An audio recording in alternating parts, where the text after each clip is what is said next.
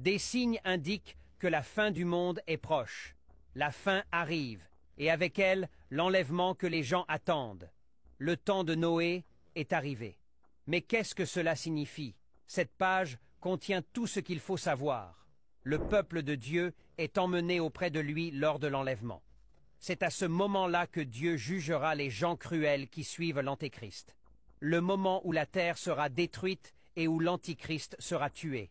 Mais que signifie tout cela? La première Thessalonienne, chapitre 4, versets 16 à 17, décrit: Le Seigneur lui-même a un signal donné, à la voix d'un archange, et au son de la trompette de Dieu, descendra du ciel. Les morts en Christ ressusciteront les premiers. Puis nous, les vivants, nous serons enlevés avec eux sur les nuées, à la rencontre du Seigneur dans les airs. C'est ainsi que nous serons toujours avec le Seigneur. Ce texte est utilisé comme preuve d'un enlèvement avant la tribulation. C'est ce qui se passera lors de l'enlèvement. Si c'est le cas, qu'arrivera-t-il à ceux qui ne seront pas enlevés? Eh bien, le chapitre 15 des 1er Corinthiens, versets 51 à 53, nous dit: Permettez-moi de vous révéler un secret merveilleux. Nous ne mourrons pas tous, mais nous serons tous transformés. Cela se passera en un instant, en un clin d'œil, quand la dernière trompette sonnera. En effet, lorsque la trompette retentira, ceux qui sont morts ressusciteront pour vivre éternellement. Et ceux qui vivent seront transformés en des corps qui ne mourront jamais. Nos corps mortels doivent être transformés en corps immortels. C'est ce qui arrivera aux personnes qui pensent que le Christ est mort, mais qu'il est ressuscité. Nos corps mortels seront transformés en des corps qui ne mourront jamais et qui seront exempts de douleur et de souffrance. Nous passerons alors tout notre temps avec celui qui nous a créés. Que se passe-t-il après le retour de Jésus? Le sceau du Dieu vivant est apposé sur le front de 144 000 serviteurs de Dieu par un ange venu de l'Orient. Les 144 000 personnes proviennent des 12 tribus d'Israël. Chaque tribu compte 12 000 personnes. Les 7 trompettes seront sonnées après l'enlèvement et le scellement. Dans la Bible, les trompettes ont toujours été utilisées pour marquer des événements spéciaux. Joël, chapitre 2, verset 1, dit: Sonnez de la trompette en Sion, sonnez de l'alarme sur ma montagne sainte.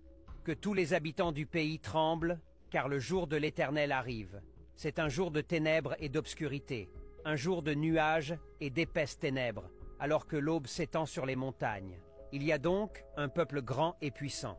Il n'y a jamais eu rien de pareil, et il n'y en aura jamais plus après lui, jusqu'à la fin des temps. Un feu dévorant les précède, et une flamme brûle derrière eux. Le pays est comme le jardin d'Éden devant eux, et comme un désert derrière eux, et rien ne leur échappe.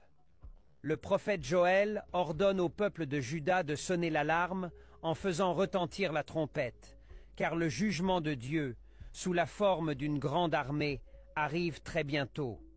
Les 7 trompettes sont évoquées dans la Bible, dans l'Apocalypse, respectivement au chapitre 8, verset 6, 9, verset 19, et 11, verset 15 à 19. Puisque le 7e sceau convoque les anges qui soufflent dans les trompettes, les 7 trompettes sont considérées comme le contenu du jugement associé au 7e sceau.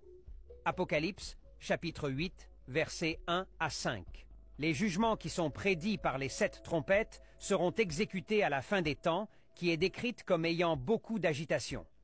La première trompette. Lorsque le premier ange souffle dans sa trompette, de la grêle et du feu mêlés. Un deuxième ange sonne de la trompette dans le ciel. Il en résulte que quelque chose d'aussi grand qu'une montagne en feu est jeté dans la mer. Apocalypse, chapitre 8, verset 8. Un tiers de l'eau devient rouge sang, un tiers des navires coulent, et un tiers de la vie marine dans l'océan périt. C'est la 3e trompette.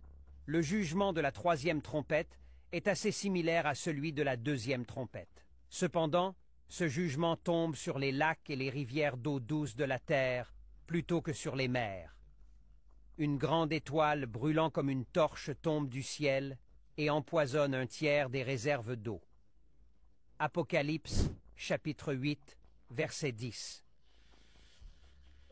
Beaucoup de gens meurent à cause de cette étoile qui s'appelle l'absinthe.